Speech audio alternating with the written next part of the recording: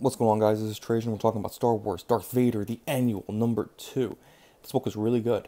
I'm all aboard this Star Wars train. I think the Star Wars comic books have been quite good. The main storyline is really good. For the main Star Wars book, the art is very bad. That's the only thing that's bad about it. The art in this is really good. They forego the photorealism.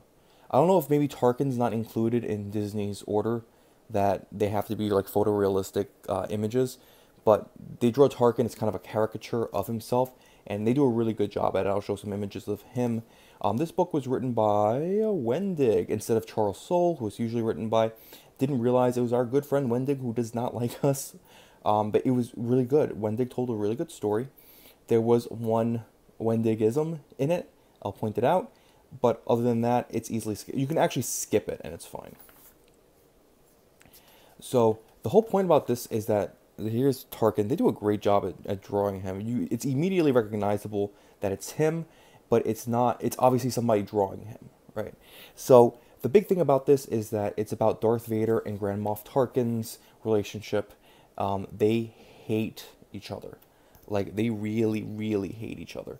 And Vader, Tarkin in particular, is worried about Vader, but he's more politically sound, and he knows that Vader is worried about losing his right hand of the Emperor.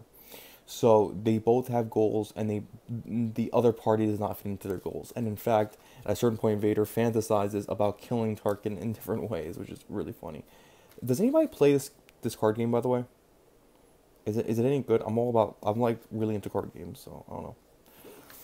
I might try to pick some up. So, the Emperor sends Vader to Geonosis because some of the plans of the Death Star are being sabotaged by saboteurs. So it's his job to find out who the saboteurs are. And there's actually no real twist to it. It's kind of just like a standard story. Very cool though. Vader finds who the saboteurs are through some investigations. One thing I didn't like, so this bitch. It's like Chuck Wendig. She's only in 2 pages. Chuck Wendig said, "You know what we need? We need a vaguely ethnic, full-figured person of color, female, to just be smug." Because this whole 2-page conversation, Vader and fucking smug ass face, precisely.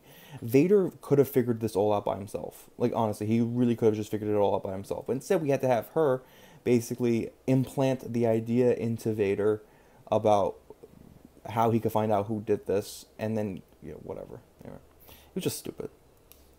But you can skip those 2 pages. It has nothing to do with the story. Well, it does, but it has nothing to do with like anything like important. And yeah, she never comes back. So who gives a shit? Why'd you even put her in there, Chuck? Unless you did it on purpose. We know why you did it, you fucking asshole. Anyway, he goes to Coruscant. We have a kind of tie-in with Jyn Erso's parents. We find a little information about them. We find out who the saboteurs are. I'm not going to spoil it. Vader goes, fucking cleans house. It's so cool. Anyway, what else? Oh, so at the end, I'm not going to spoil anything, but they kind of leave it ambiguous whether Vader's struggling with the light side, or whether he's just doing this because he's selfish. I think he's just doing it because he's selfish. I think if you make him have this kind of internal struggle with the light side, it diminishes what happened in Return of the Jedi when he finally turned to the light.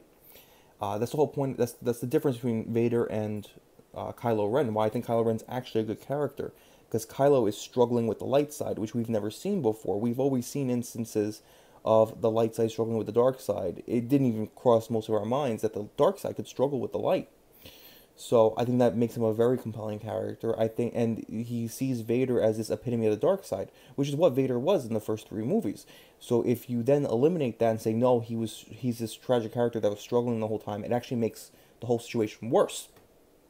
Because at that point, he's no longer an enemy, and if he's not an enemy, he can no longer his face turn at the end of Return of the Jedi doesn't mean that much because he was always struggling with it. The whole point was that he saw his son being killed, and he had to intervene. So, anyway, other than that, though, this book is fucking great. I really liked it. I'm considering actually picking up.